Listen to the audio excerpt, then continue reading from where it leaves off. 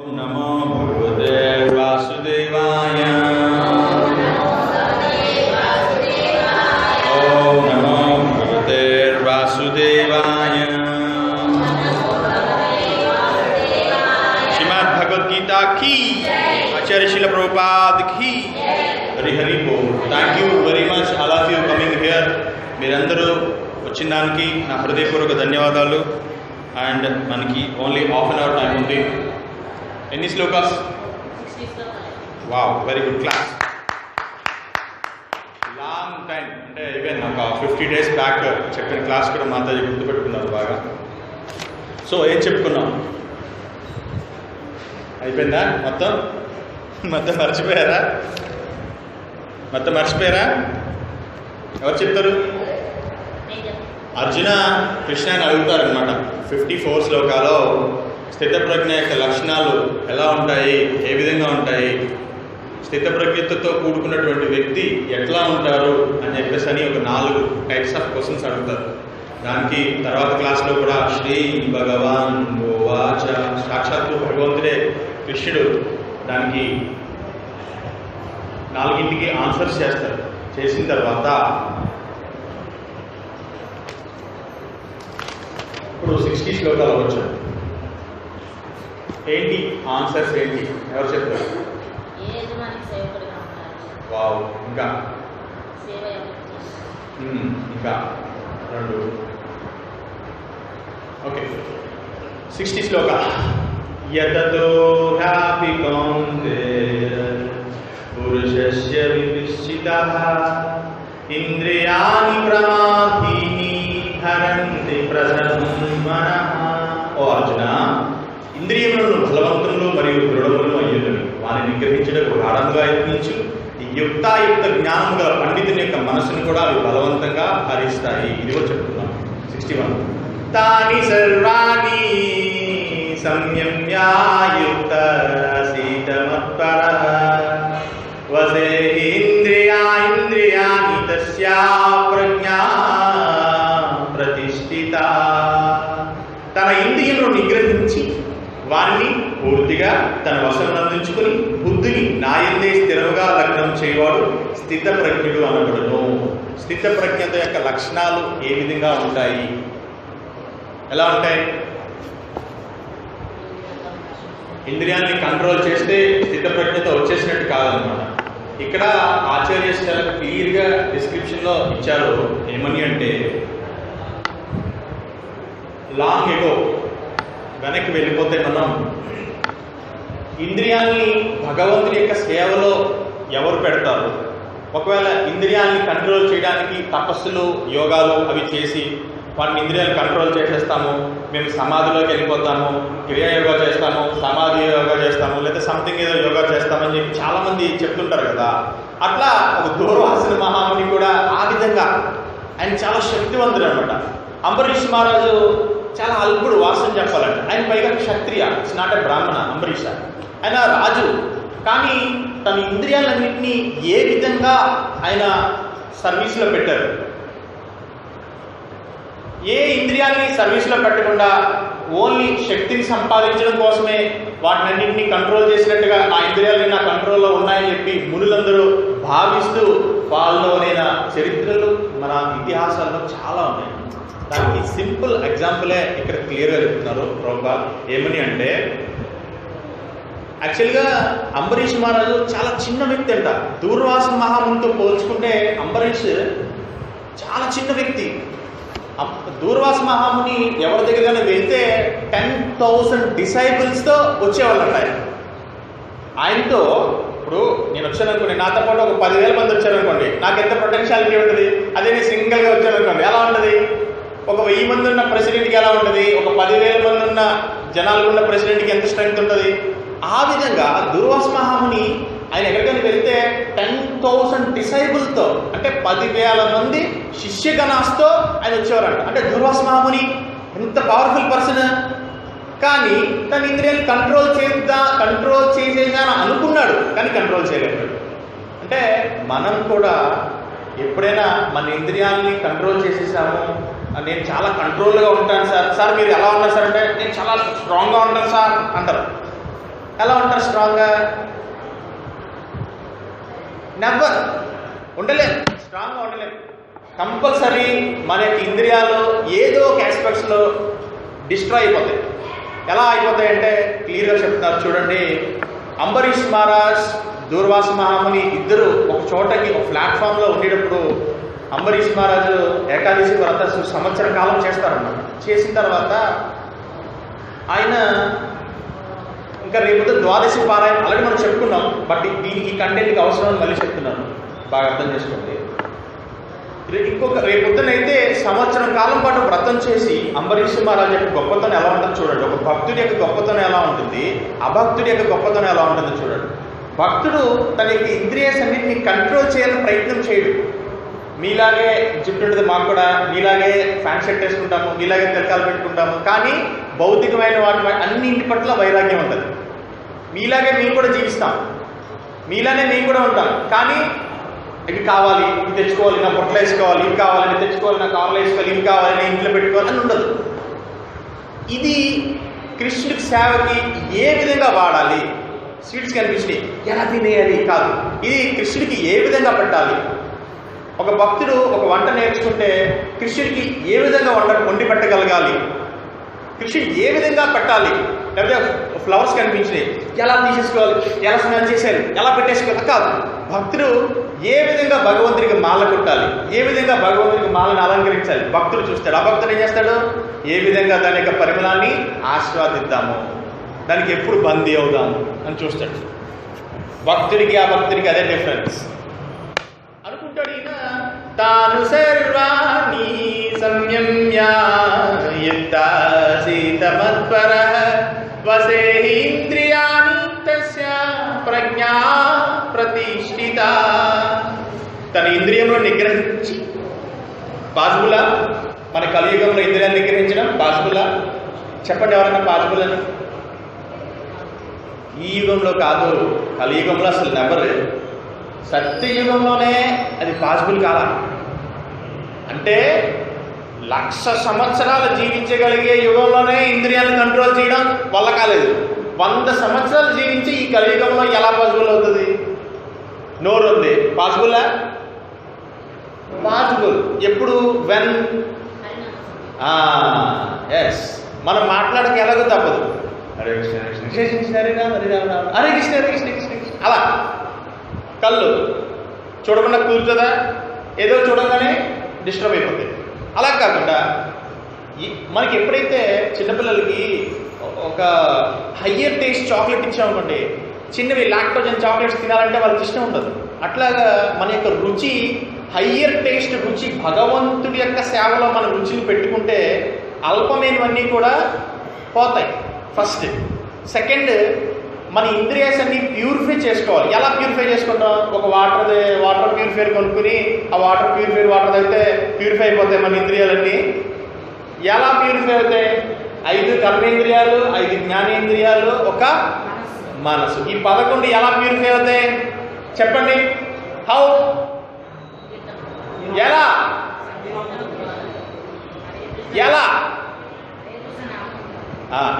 ఇంకా ఆన్సర్స్ కావాలి. ఎలా ప్యూరిఫై అవుతాయి చెప్పండి? ఎలా ప్యూరిఫై అవుతాయి? గోపాల్ ప్రభు ఎలా ప్యూరిఫై అవుతాయి? ఎస్, భక్తి. భక్తిలో పెడితే మన ఇంద్రియాస్ అన్ని ప్యూరిఫై అవుతాయి. ఎలా ప్యూరిఫై అవుతాయి? ఎలా? హౌ? కళ్ళున్నాయి, చూడక తప్పదు, కృష్ణుని చూద్దాం. నోరుంది, తినక తప్పదు, ప్రసాదం తిందాం. శ్రవణ కీర్తన స్మరణ వందన పాద సేవన దాస్యరే పూజన సఖి జన ఆత్మ నివేదన గోవింద దాస భీదాశరే. ఈ నవవిధ భక్తి ప్రాసెస్ ద్వారా అంబరీష్ మహారాజు యొక్క ఇంద్రియాసనన్నింటినీ ప్యూరిఫై చేశారు. కానీ దూర్వాస మహాముని సిచ్యువేషన్స్ విల్ కమ్, ఆ సర్క్యుమ్టెన్స్ సిచ్యువేషన్స్ వచ్చినప్పుడు తన ఇంద్రియాస్ని కంట్రోల్ చేయలేక కోపంతో ఊగిపోయాడు. నన్ను పిలిచి అవమానిస్తావా? అసలు యాక్చువల్లీ జరిగిందంటే తెలియదు కదా మీకు. దూర్వాస మహాముని అంబరీష్ మహారాజు గారి ఇంటికి వస్తాడు. వచ్చినప్పుడు ఆ రోజు ద్వాదశి పారాయణం చేయాలి. అంటే ద్వాదశి పారాయణం అంటే ఉదయం 6 గంటల నుంచి 9 గంటల టైం ఉందనుకోండి. 9 గంటల లోపు మనం రైస్తో బ్రేక్ చేయాలి, లేకపోతే వాటర్తో బ్రేక్ చేయాలి. చేయకపోతే సంవత్సరం కాలం చేసిన వ్రతం అంతా ఉపయోగపడదన్నమాట. అందుకని ఆయన ఖచ్చితంగా అదే టైంలో వస్తారు. దూర్వాస మహాముని అంబరీష్ గారిని పరీక్షించడానికి, లేదా భగవంతుడి యొక్క సంకల్పము వచ్చేటప్పటికి ఆయన ఏమంటారంటే, నేను నదీ స్నానానికి వెళ్ళొస్తాను, అంబరీష వెయిట్ చేయండి నా కోసం అని. ఈయన వెళ్ళి 10 దాకా రాకుండా ఉంటాడు అనమాట. 9 అయిపోతుంది, టైం అయిపోతుంది, తర్వాత ఎట్లా ఉపవాసం అంతా వేస్ట్ అయిపోతుంది, సంవత్సరం కాలం యొక్క ఉపవాసం అని వాళ్ళ మంత్రిగానే అందరితో చర్చించి అంబరీష్ మహారాజ్ కొంచెం ఒక డ్రాప్ ఆఫ్ వాటర్ తీసుకుంటాడు. ఎవరు? Ambarish Maharaj. Not a grains తీసుకోడు, జస్ట్ ఊరికే ఒక డ్రాప్ వాటర్ తీసుకుని హరి అని చెప్పి తీసుకుంటాడు. ఎవరు? అంబరీష్ మహారాజ్. దానికి దూర్వాస మహాముని రావడంతో దూష్టుడా, వైష్ణవ నింద, వెంటనే అపరాధం చేసేస్తాడు. కోపం వచ్చేస్తుంది. నన్ను పిలిచి అగౌరవపరుస్తావా, నువ్వు ఉపవాసాన్ని బ్రేక్ చేస్తావా, ఇదని చెప్పి ఒక రాక్షసుని సృష్టించి ఇతన్ని చంపే అని చెప్పి దూర్వాస మహాముని కంట్రోల్ చేసుకోలేకపోతాడు. ఇంకా అంత తపస్సు చేసి ఇంకేంటి ఉపయోగం? సిచ్యువేషన్ ఏంటో తెలియదు. ఇంకేంటి? ఇంద్రియాలు ఎక్కడ కంట్రోల్లో ఉన్నట్టు? ఒక ముని యొక్క ఇంద్రియాలు కంట్రోల్లో ఉన్నట్ట? నిజంగా ఒక సాధువు అంటే ఎలా ఉండాలి? ఏదో సంథింగ్ ఒక సర్కిమ్స్టాన్సెస్ సిచ్యువేషన్స్ వచ్చినాయి లైఫ్లో, COVID-19 వచ్చింది. ఇప్పుడు ఏం చేస్తాడు? ఇంట్లో పోయి దాక్కుంటామా? ఏం చేస్తాడు భక్తుడు? దాక్కుంటాడా? ఏం చేస్తాడు? తన ఇంద్రియాలన్నింటినీ సర్వీస్లో పెడతాడు. కంట్రోల్ తప్పేసి జీవించడు ఆయన. అంబరీష్ మహారాజులో జీవించాలని ప్రయత్నం చేస్తాడు. తన మంత్రులందరితో చర్చించి ఒక డ్రాప్ ఆఫ్ వాటర్ తీసుకుంటే రాక్షసుని సృష్టిస్తాడు. కానీ అంబరీష్ మహారాజు, స్వామి నాది అపరాధమే అని చెప్పి ఆయన ఒబేసెన్స్ ఆఫర్ చేస్తాడు దూర్వాస మహామునికి. చేస్తే ఆయనకి చాలా కోపం ఉంటుంది, దూర్వాసకి చాలా కోపం ఉంటుంది. అయినప్పటికీ వెంటనే యాక్చువల్గా ఒక భక్తుడికి తెలియకుండానే భగవంతుడి యొక్క శక్తి, ఆయన యొక్క సుదర్శన చక్రానికి ఎన్ని 108 కోనాస్ ఉంటాయో అలా భక్తుని ఎప్పుడు రక్షిస్తూ ఉంటుందన్నమాట ఆ సుదర్శన. ఆయన మహాభక్తుడైన సుదర్శన అంటే మహాభక్తుడు. ఎప్పుడైతే ఈ అంబరీషుని ఈ దూర్వాస మహాముని ఇబ్బంది పెట్టాలని ప్రయత్నం చేస్తారో వెంటనే సుదర్శన వస్తాడు. సుదర్శన వచ్చి దూర్వాస మహాముని పరిగెట్టిస్తారండి. లోకాలన్నీ పరిగెట్టిస్తారు. అతను రాక్షసుని అక్కడ సంహరించేస్తారు. దూర్వాస మహాముని ఎవరినైతే సృష్టించారో రాక్షసుని చంపేసి దూర్వాస మహాముని వెనకాల పడతాడు ఈ సుదర్శనం. నేను చంపేస్తా అని చెప్పి దూర్వాస మహాముని వెళ్ళడం బ్రహ్మ దగ్గరికి వెళ్తారు. బ్రహ్మదేవా నన్ను నో కైలాసం వెళ్ళు అంటాడు. కైలాసం వెళ్తాడు. కైలాసంలో కూడా ఎవరు కాపాడరా అయింది. వెంటనే వైకుంఠ వెళ్తాడు. విష్ణు పాహి నో, నా చేతిలో ఏమీ లేదు నాయన, నువ్వు ఎక్కడైతే అపరాధం చేశావో గో దట్ ప్లేస్కి వెళ్ళు, అక్కడికి వెళ్ళి నీ తప్పును ఒప్పుకో. ఎక్కడికి వెళ్ళాలి సార్? అంబరీష్ దగ్గరికి వెళ్ళాలి. అంబరీష్ గారి దగ్గరికి వెళ్ళి, అయ్యా నేను చేసింది తప్పు, నన్ను క్షమించండి అని చెప్పంగానే సుదర్శన్ ఆటోమేటిక్గా స్లో అయిపోతారు. అయినా కానీ నువ్వు అపరాధం చేశావు, నేను చంపేస్తాను గిర్రని తిరుగుతూ ఉంటుంది సుదర్శన్. అప్పుడు అంబరీష్ మహారాజ్ స్వామికి విన్నపాలు చేస్తారు. స్వామి నా వల్ల ఎవ్వరూ కష్టపడకూడదు, క్షమించండి అని చెప్పి భగవంతుడికి ప్రేయర్ చేస్తే అప్పుడు సుదర్శన చక్రం యొక్క స్పీడ్ ఆగుద్ది. అందుకే వైష్ణవ నింద అస్సలే చేయకూడదు. చాలా జాగ్రత్తగా ఉండాలి. మీకు ఈ పర్పుట్లో ఇది ఎందుకు చెప్పానంటే, ఒక భక్తుడు ఎప్పుడు కూడా తన ఇంద్రియాస్ని ఎంత కోపం వచ్చినప్పటికీ కూడా కంట్రోల్ చేసుకోవాలని చూడు. భగవంతుడి యొక్క సేవలో తనకు ఉండేటువంటి గుణాలన్నింటినీ ఏ విధంగా సర్వీస్లో ఎంగేజ్ చేయాలని చూస్తాడు. అప్పుడు అవన్నీ ఆటోమేటిక్గా ఏమవుతాయి? ప్యూరిఫై అయిపోతాయి. ఇప్పుడు నిజంగా చూడండి, మన మహారాజు గారికి మీకులాగా కోపం నాకు ఉండదు, ఆయనకి కోపం ఉంటుంది, మహారాజు గారికి కోపం ఉంటుంది. ఎందుకుంటుందో ఉంటుంది. కానీ ఆయన వచ్చి ఊరికి ఆయన కాలు పెట్టి గిల్లేసిన ఆయన కోపమే రాదు. ఏదైనా సంథింగ్ మీరు ఏదైనా ముట్టుకోలేదు, ముట్టేసుకుని లాగేసి మన ఏదైనా సంథింగ్ లాగేస్తున్నారు అనుకోండి, ఆయనకి ఎంటే కోపం లేదు. అలా చేయదు. ఎందుకలా అంటారు? ఆయనకి కోపం ఉంది, కానీ ఆయన కోపం భగవత్ సంబంధిత కోపం. అందుకని దానికి రియాక్షన్ ఆయనకి రాదు.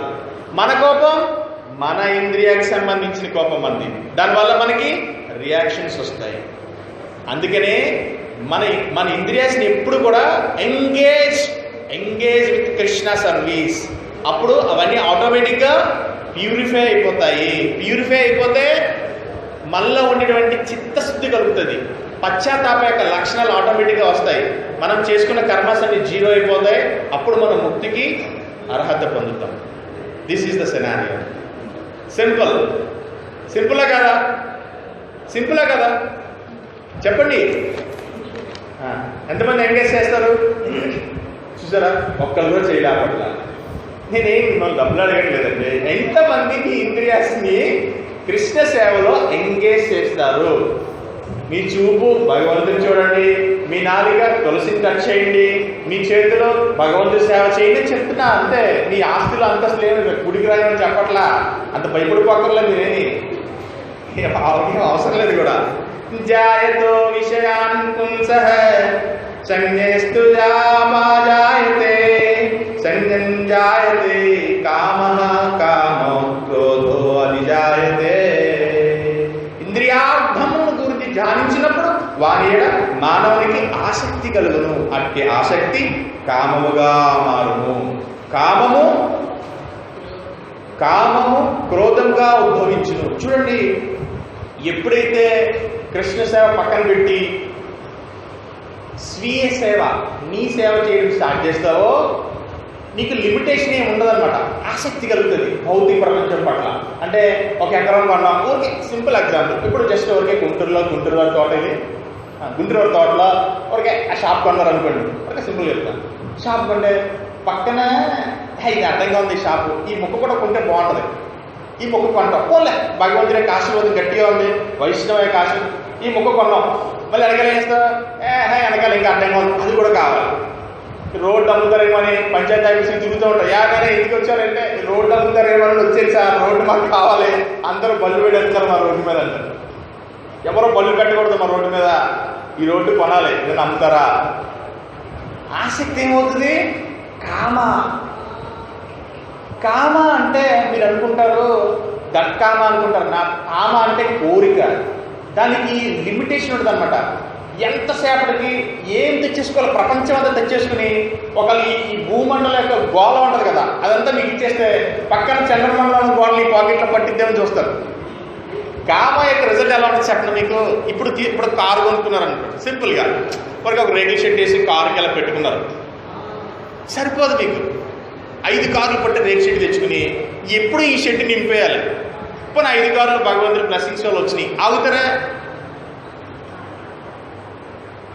ఆసక్తి ఏమవుతుందంటే మన ఇంద్రియాలను ఎప్పుడైతే సర్వీస్లో పెట్టలేదో నీ యొక్క ఆసక్తి పెరిగిపోతుంది, నీకు సంబంధించిన కామ పెరిగిపోతుంది. కామ పెరిగిపోయినప్పుడు దాన్ని ఏ విధంగా తీర్చుకోవాలని చెప్పి నీలో ఆటోమేటిక్గా కామం తీరినప్పుడు ఏం చేస్తుంది? కోపం వచ్చేస్తుంటుంది. అమ్మనంట పెట్టాను రోడ్డు నాకు కావాలంతే, పంచాయతీ గించేతీయా, మున్సిపాలిటీ నాకు కావాలంతే, రోడ్డు అమ్ముతావమ్మా అంటే కోపం వచ్చేస్తుంటుంది. కోపం వచ్చేసి ఏం చేస్తుంది? క్రోధాద్భవతి సమ్మోహ స్మృతి విభ్రమ స్మృతి భ్రంశాత్ బుద్ధినాశో బుద్ధినాశతి. క్రోధం వలన అధిక మోహం వస్తుంది. ఎప్పుడైతే నీ యొక్క కోపం హైక్ పెరిగిందో మోహం ఆవరించేస్తుంది. నేను ఉచ్చి నీచాలు మర్చిపోతాం. అరే ఇక్కడ మంచోడా, మనోడా, మన పెద్దనాన్నగారు అబ్బాయా, మన చిన్నాన్నగారు అబ్బాయా, లేదంటే మన చుట్టాలా గింటారు, ఇవన్నీ ఇంకేముండవు. వాల్యూస్, మోరల్స్ అని చచ్చిపోతాయి నీలో. చచ్చిపోయి ఏమవుతుంది?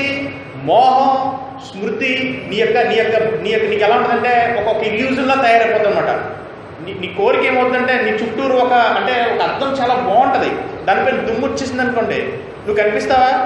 అద్దం దగ్గరికి వెళ్ళి నుంచుని లేదా దుబ్బేసుకున్నా కనిపిస్తావా? ఏమైంది అద్దం మీద? అప్పుడు ఏం చేయాలి? తొడవాలి. తొడవకుండా వెళ్ళి ఇలా దువ్వేసుకుంటే ఏం కనిపిస్తుంది? 3 కింద కనిపిస్తావు, నువ్వు ఒకడ 3 కింద కనిపిస్తావు. స్మృతి భ్రాంతి గురైపోతావు. స్మృతి నుంచి ఏమొస్తుంది? బుద్ధి నశించిపోతుంది. ఆ భ్రాంతి వల్ల నువ్వు ఎట్లా ఆలోచిస్తున్నావో నీ యొక్క ఆలోచన అంతా కూడా నాశనం అయిపోతుంది. బుద్ధి ఎప్పుడైతే నాశనం అయిందో వెంటనే స్టార్ట్ అయిపోద్ది సంసారం అనే బంధంలో చిక్కి లాక్ అయిపోతావు. ఇంకొక్కసారి లాక్ అయిపోయిన తర్వాత టైం చూసుకుంటే 99 ఏళ్ళు 9 రోజులు అయిపోయింది. ఇంకా లాక్ అయిపోయావు అంతే. అందుకనే నువ్వు సంసార సాగంలో చిక్కుకున్నప్పటికీ ఇఫ్ యు ఆర్ ఇన్ భక్తి, ఇఫ్ యు ఆర్ ఇన్ వైష్ణవ, నీ యొక్క ఇంద్రియాలన్నింటినీ సర్వీస్లో పెడితే ఆటోమేటిక్గా ఇవన్నీ ప్యూరిఫై అవుతాయి. ప్యూరిఫై అయిపోతే నీకుండేటువంటి సద్గుణాలు కావచ్చు, దుర్గుణాలు కావచ్చు. దుర్గుణాలు లేని మనిషి అంటూ ఉండడు. మీరు అనుకుంటున్నారేమో కానీ అందరూ ఏమి భూమి చీల్చుకుని ఇలాగా చీల్చేసుకుని అలాగ కమల పూలకు ఎవరు వచ్చారు? అందరూ తల్లి కడుపు నుంచే వస్తాయి. ఉంటాయి సద్గుణాలు ఉంటాయి మనిషిలో, దుర్గుణాలు ఉంటాయి, కోరికలు ఉంటాయి, కామ ఉంటుంది, అన్నీ ఉంటాయి. కాకపోతే వాటిని తెలివైన వ్యక్తి ఏం చేస్తాడు? ప్యూరిఫై చేసుకోవాలని కోరుకుంటాడు. వాటి నుంచి తప్పించుకోవాలని ఎవరు ప్రయత్నం చేసినా శివుడు ఎంతో ప్రయత్నం చేస్తాడు శని నుంచి తప్పించుకుందామని చెప్పి. కుదిరిందా? ఆ కైలాసం నేను శని నుంచి తప్పించుకున్నా అని చెప్పి మరితోళ్ళకి వెళ్ళి దాక్కుంటాడు లార్డ్ శివ. శనిదేవ్ పైనుంచి నవ్వుతాడు అని చెప్పి పైనుంచి చూసి నవ్వుతుంటాడు. ఏంటి ఎందుకే నవ్వుతున్నాను? నీ విషయం తప్పించుకున్నాం కదా శనిదేవ, ఇంకెందుకు నవ్వుతున్నా శివుడిని అడుగుతాడు. అంటే ఏం లేదు లేదు చెప్పు, నువ్వు ఎందుకు నవ్వుతున్నా చెప్పమంటాడు. అంటే అలా కాదు, నా నుంచి తప్పించుకున్నారంటే కొంచెం నవ్వు వస్తుంది సార్ అని.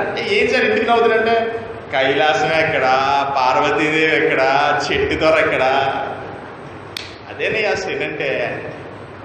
మనం అనుకుంటాం తప్పించేసుకున్నాం అని చెప్పి. ఎలా తప్పించేసుకున్నాం? లేదు. అందుకనే మనకుండేటువంటి వాటినన్నింటినీ భగవంతుడి యొక్క సేవలో ఎంగేజ్ చేయాలి. ఆల్వేస్ ఎప్పుడు సర్వీస్లో పెట్టాలని చూడాలి. అంటే సార్ మమ్మల్ని అన్నీ వదిలేసి ఈ సంసారాలను వదిలేసి గుళ్ళోకి రమ్మంటారా? వస్తే మంచిదే, కానీ రాం కదా. అందుకనే ఇంట్లో వస్తే మంచిదే, ఇది వద్దని చెప్పను, కానీ కుదరదు కదా. ఆల్రెడీ చిక్కుకుపోయాం కదా, ఆల్రెడీ మోహం వచ్చేసింది కదా, ఆల్రెడీ కామంలో ఉన్నాం కదా. ఇప్పుడు ఎలా? ఇది చెప్పకూడదు కానీ చెప్తున్నా.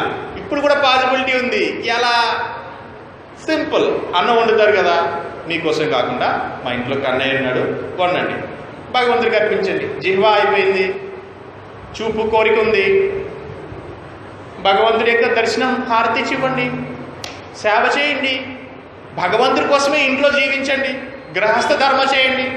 అన్నీ ఆటోమేటిక్గా అవే ప్యూరిఫై అవుతాయి. అవి వదిలిపెట్టేసి ఇంకా నా ఇల్లు, నేను, నా భావంలో ఏమవుతుంది? దూర్వాస మహాముని నేను అనుకున్నాడు కాబట్టి ఏమయ్యారు? సుదర్శన వచ్చి శిక్షిస్తే కానీ భ్రాంతి, భ్రమ, అహంకార పోలేదు. మనల్ని కూడా అలా చేయాలా? సుదర్శన రావాలా? అవసరం లేదు. తెలుసుకున్నాం కదా, సింపుల్. ప్యూరిఫై చేసేద్దాం. చాలా ఈజీ. కలియుగంలో చాలా టైం స్పాన్ చాలా తక్కువ ఉంటుంది. అందుకని ఈ కలియుగం ఉన్న అడ్వాంటేజ్ ఒకటి ఉంది, సింపుల్ అడ్వాంటేజ్. హరినామ సంకీర్తన్, అంతే సింపుల్. అన్నీ ఆటోమేటిక్గా అవే ప్యూరిఫై అయిపోతాయి. ఇది వదిలిపెట్టేసి మళ్ళీ ఇంకా పోరాడి ఏం తీసుకెళ్తాం? ఏమి తీసుకెళ్ళలేము. ఆలోచిస్తే ఒక్క నిమిషం నుంచి ఆలోచిస్తే అర్థమవుతుంది ఏం చేస్తున్నామా అని. ఒక్క సెకండ్ బ్యాక్ వచ్చి భగవద్గీతలో ఒక పర్పుడు తీసి చదివితే అర్థమవుతుంది. అందరూ చెప్తారు, 1000 కోట్లు సంపాదించిన పర్సన్ చెప్తాడు, అడుక్కునేవాడు చెప్తాడు, కుచ్ భీ నహీ లేకి ఊపర్ జాయేగా, sub Kuch boll దేతా high, but ఏక్ ఆద్మీ భీ కరేంగే నే, సునేంగే భీ నీ. అందరూ చెప్తారు, ఏం పట్టుకెళ్తామండి, ఏం పట్టుకెళ్ళామండి నాయన, గుడి నుంచి వస్తారు ఈ వెంకటేశ్వర రెడ్డి కొడి దగ్గరికి వెళ్తారు. అయ్యి బాబు మేము ఎంత సేవ చేస్తామండి అని 10 రూపాయలు 11 రూపాయలు రాస్తారు ఆయనకి. అసలు ఏం పట్టుకెళ్తామండి మనం? మీరు చెప్పండి. అసలు ఏమైనా పట్టుకెళ్ళగలుగుతామా? ఈయనేమో 200 రూపాయల కీర్ పట్టుకెళ్ళి ఆయనకి ఇస్తాడు, ఆయన 11 రూపాయలు డొనేషన్. ఓకే సార్ ఏమనుకో, ఓకే 200 రూపాయలు కీర్ పట్టుకెళ్ళి ఆయనకి ఇస్తారు, ఆయన 11 రూపాయలు డొనేషన్ రాస్తారు. మళ్ళీ దానికి మళ్ళీ పెద్ద వేదాంతం చెప్తారు, వైరాగ్య వేదాంతం చెప్తారు. నేను ఎక్స్పీరియన్స్ చేశాను, నేను చాలా ఎక్స్పీరియన్స్ చేశాను. 11 రూపాయలు రాసి ఏం పట్టుకెళ్తాం సార్, అసలు మనం ఏం పట్టుకెళ్ళామంటే అలా చేస్తుండాలంతే సేవ అంటున్నాడు ఆయన మళ్ళీ. అంటే నేను చిన్న చూపు చూడట్లేదు. 11 రూపాయలు నాటే 1000 రూపీస్ కాదు. నేను ఏం చూస్తున్నానంటే ఈ సర్వీస్ అనేది ఎలా ఉండాలంటే హృదయ అంతరాల్లో నుంచి రావాలి. నీ శక్తి ఉంది, అదే నువ్వు ఏదైనా కొనుక్కోవాలనుకోండి, ఒక 100 గ్రాముల బంగారం కొనుక్కుని ఇష్టం అవుతుంది, 2 లక్షలు పంపించబా, 200 గ్రాములు కొని పక్కన పెట్టండి. నీకోసం అయితే కొనుక్కుంటావు, బాగా కొనుక్కుంటారు. అదే భగవంతుడి కోసం 10 రూపాయలు రాయవే అంటే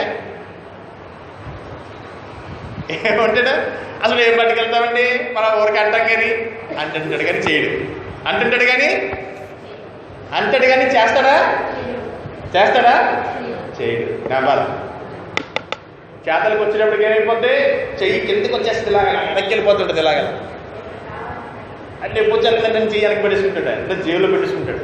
పాపం ఆయన గంట సేపు నుంచి ఉంటాడు అక్కడ షాప్ దగ్గర. పాపం సేవ చేయండి ప్యూరిఫై అవ్వండి అంటే నా సేవ కావాలి, నేను సేవ పొందాలి, నాకేం కావాలి, నాకేం వస్తుంది, నేనేం తిక్కుంటాను ప్రపంచం నుంచి. ఏమి ఇస్తావు ప్రపంచానికి? భగవంతుడి భక్తుడు ఎప్పుడు ఏం ఆలోచిస్తాడంటే ఎవ్రీ టైం కృష్ణుని ఏ విధంగా సంతృప్తి పరచగలుగుతాను అని భక్తుడు ప్రతి సెకండ్ ప్రతి నిమిషం ఆలోచిస్తూ ఉంటాడు. అతను ప్యూరిఫై అవుతాడా? నీ కోసం నువ్వు జీవించే వ్యక్తి ప్యూరిఫై అవుతాడా? ఆయన వెంకటేశ్వర గారు ఉన్నారు, ఎవ్రీ మినిట్ ఎవ్రీ సెకండ్ ఆయన మైండ్ ఎప్పుడు పనిచేస్తూ ఉంటుంది. కృష్ణుని ఏ విధంగా సంతృప్తి పరచగలుగుతాం, కృష్ణునికి ఏమి ఇవ్వగలుగుతాం, కృష్ణునికి ఎలా చూసుకోగలుగుతాం, కృష్ణునికి ఎలా తీసుకురాగలుగుతాం, ఇతన్ని ఎలా భక్తులు రాగలుగుతాం, ఇట్లా మెడిటేట్ చేస్తాడు. మహారాజు గారు అన్నారు, ఏ విధంగా భౌతికంలో ఉండే ఇన్ని బాధల్లో ఇన్ని ఇబ్బందుల్లో కూడా ఆయన ఏ విధంగా క్లాసులు పెడతాం, ఏ విధంగా ఇలా ఎందుకుంటారు అంటే వాళ్ళ ఆలోచన, వాళ్ళ యొక్క మనస్సు ఆల్వేస్ కృష్ణు చుట్టూరునే తిరుగుతుంటుంది. కృష్ణుని ఏ విధంగా సంతృప్తి పరచగలుగుతామని మెడిటేట్ చేస్తుంటారు కాబట్టి వాళ్ళు ప్యూరిఫై అవుతారు. ఆ భక్తుడు ఎందుకు ప్యూరిఫై అవుతాడు?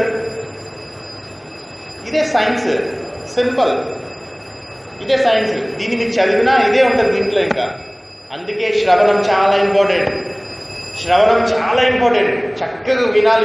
ఎందుకంటే వింటే తెలుస్తుంది మొత్తం సైన్స్ అంతా క్లియర్గా. దీంట్లో నువ్వు ఎంత చదివినా ఈ కోణం నీకు అర్థం కాదు. అర్థమైందా మీకు? ఎవరికైనా డౌట్స్ ఉన్నాయా? చూడండి, రాగద్వేష విముక్తైస్తు విషయాన్నింద్రియాశయన్నాత్మా విషయర్విధేయాత్మా ప్రజదామాదిగచ్చతి. కృష్ణ చైతన్యవంతుడు ఆల్వేస్ శ్రీకృష్ణుని సంతృప్తి పరచడానికి తప్ప మరి దేని గురించి ఆలోచించడంట. ఇంకా అసలు ఇంక వేరే ఆలోచనే ఉండదు. ఏ విధంగా ప్రసాదం చేద్దాం, ఏ విధంగా ప్రసాదాన్ని పంచుదాం, ఏ విధంగా భగవంతుడి సేవలో ఉందాం, ఏ విధంగా ఇవాళ సంకీర్తన చేద్దాం, ఏ విధంగా గీతా పఠనం చేద్దాం, ఏ విధంగా పారాయణం చేద్దాం, ఏ విధంగా భక్తులకి వాళ్ళ హృదయ అంతరాల్లో కృష్ణుని ప్రవేశింపబట్టగలుగుతాము, ఇదే పనిచేస్తూ ఉంటాం. అందుకని వాళ్ళకి అంత శక్తి లేకపోయినా, దూర్వాస మహాముని అంత శిష్యగణాసు లేకపోయినా ప్యూరిఫై అయిపోతారు, భగవద్ధామం వెళ్ళిపోతారు. సింపుల్గా వెళ్ళిపోతారు వాళ్ళు భగవద్ధామం. మనం అనుకుంటాం కదా, రాస్తాం కదా, ఎవరైనా చెప్పినాడు ఏంటిది స్వర్గస్థులు అయ్యారు అట్లా రాస్తాం కదా, వాళ్ళు వైకుంఠవాసులు అయిపోతారు. వాళ్ళు స్వర్గస్థులే అవరు. స్వర్గస్థులు ఎందుకు అవరంటే చూడండి, సింపుల్గా చెప్తాను. ఒక భక్తుడు, చిన్న ఎగ్జాంపుల్ చెప్పి ముగించేస్తాను. హరిదాస్ ఠాకూర్ అని మంచి శుద్ధ భక్తులు ఉన్నారు. భక్తుడికి భగవంతుడికి కూడా ఒక డిఫరెన్స్ ఉంది. మీకు చెప్తాను చూడండి, దీంట్లోనే రాసి ఉంది. నేను ఎవరిని ఏదో బాధపడదామని లేకపోతే ఏదైనా చెప్పట్లేదు, నేను చెప్పే ఈచ్ అండ్ ఎవ్రీ వర్డ్ బుక్స్లో ఉండింది. మీరు కావాలంటే భగవద్గీత చదివితే అర్థమవుతుంది. శివుడు పార్వతీదేవి తనతో అసోసియేషన్ తీసుకోవాలని చెప్పి శివుడు ధ్యానంలో ఉంటారు. పార్వతీదేవి సంకల్పిస్తుంది అనమాట, లార్డ్ శివ్ అని మీరు రండి ఇట్లా అసోసియేషన్ తీసుకోవాలంటే. అప్పుడు ఆయన డిస్టర్బ్ అయ్యి పార్వతీదేవి దగ్గరికి వెళ్తారు. వెళ్ళినప్పుడు సుబ్రహ్మణ్యేశ్వర స్వామి ఉద్భవిస్తారు, కుమారస్వామి వస్తారు. అదేవిధంగా భక్తుడి జీవితంలో కూడా జరిగింది. చూడండి, మీకు డిఫరెన్స్ చెప్తున్నా. హరిదాస్ ఠాకూర్ దగ్గరికి ఒక వేశ్య వస్తారు, తెలిసేలేదు కానీ మీకు ఒక వేశ్య వస్తారు. వేశ్య వచ్చి ఒక వేష్య వస్తారు, వచ్చి నేను మీతో సాన్నిధ్యం చేయాలనుకుంటున్నాను హరిదాస్ ఠాకూర్, నేను మీ దగ్గర రావాలనుకుంటున్నానని చెప్పి అంటే, సరే అమ్మా ఓకే నువ్వు కూర్చో అని చెప్పి వేష్యని పక్కన కూర్చోబెడతారు. కూర్చోబెట్టి హరే కృష్ణ కృష్ణ కృష్ణ హరే రామ రామ రామ రామ హరే కృష్ణ కృష్ణ కృష్ణ హరే రామ రామ రామ రామ రామ రామ హరే. అది చేస్తూనే ఉంటాడు, ఈయన జపం చేస్తూనే ఉంటాడు, జపం చేస్తూనే ఉంటాడు. రాత్రి అయిపోద్ది, 9 అయిపోద్ది, 10 అయిపోద్ది, పువ్వులు గిలాల సర్దేస్తుంటుంది ఈ వేశ్య. అటు ఇటు ఇటు అటు చీర పైకి ఎడుతుంటుంది అడ్డు. కానీ హరే కృష్ణ కృష్ణ కృష్ణ అమ్మ ఉండు ఉండు హరే కృష్ణ అమ్మ అమ్మ ఉండు ఉండు 12 అయిపోద్ది, 1 3ంటికి అమ్మాయి ఈయన లెగుచ్చాడు. అమ్మ నీ కాళ్ళ కూర్చొని తీర్చుకుని వస్తాను, వచ్చినా చూద్దాం అంటాడు. అనేవాడికి 3 అయిపోద్ది. 3 అయినప్పటికీ ఈయన మళ్ళీ కాళ్ళ కూర్చొని తీర్చుకుని అమ్మ బ్రహ్మముహూర్తం వచ్చేసింది, పొద్దున్న జపం చేయలేదు, మళ్ళీ పొద్దున్న జపాలు పట్టుకుంటాడు. అలా ఈ 3 రోజులు వెయిట్ చేస్తూ ఉంటుంది ఆ వేశ్య. ఈయన ఎప్పుడు జపమే చేస్తాడు, ఈయన ఎప్పుడు తింటాడో, అసలు ఈయన ఎప్పుడు పడుకుంటాడని చూస్తే వేశ్యకి అర్థం కాదు. ఈయన శుద్ధ భక్తుడు విశుద్ధ నామం చేస్తున్న ఆ ధ్వనికి ఆమె ప్యూరిఫై అయిపోతుంది. ఆమెలో ఉండేటువంటి కామ మొత్తం జీరో అయిపోతుంది. జీరో అయిపోయి సాష్టాంగపడి ఈ హరిదాస్ ఠాకూర్ పాదాల మీద సాగిలిపడి నన్ను క్షమించండి నన్ను క్షమించండి అని చెప్పి, అంటే ఒక వేషని కూడా భక్తుడు మాయని జయించగలుగుతారన్నమాట. ఈవెన్ భగవంతుడే, దేవతలు కూడా డిస్టర్బ్ అయిపోతారు సమ్టైమ్స్, కానీ భక్తుడు సక్సెస్ అవ్వగలుగుతారు. ఎలా అంటే వాళ్ళ ఇంద్రియాసన్నింటినీ ఎంగేజ్ చేశారు. దేంట్లో? సర్వీస్లో. అందుకనే అవన్నీ ప్యూరిఫై అయినాయి. ఇదే విషయం క్లియర్గా భగవద్గీతలో ఉంది. ఇది నా సొంత కవిత్వం ఏమి కాదు. అందుకనే భక్తుడు ఎప్పుడు కూడా కృష్ణుడి సంతృప్తి కోసమే, కృష్ణుని కోరిక కోసమే జీవించాలి. ఎప్పుడైతే అలా జీవిస్తావో నీకు ఆటోమేటిక్గా నీకు ఎట్లాంటి రియాక్షన్స్ ఉండవు. పర్ఫెక్ట్గా నీ యొక్క జీవనాన్ని తీసుకుంటావు, వెంటనే ముక్తికి అర్హత పొందుతాను. Okay, thank you very much all of you. Hare Krishna Hare Krishna Krishna Krishna Hare Hare, Hare Rama Hare Rama Rama Rama Hare Hare, Hare Krishna Hare Krishna Krishna Krishna Hare Hare, Hare Rama Hare Rama Rama Rama Hare Hare.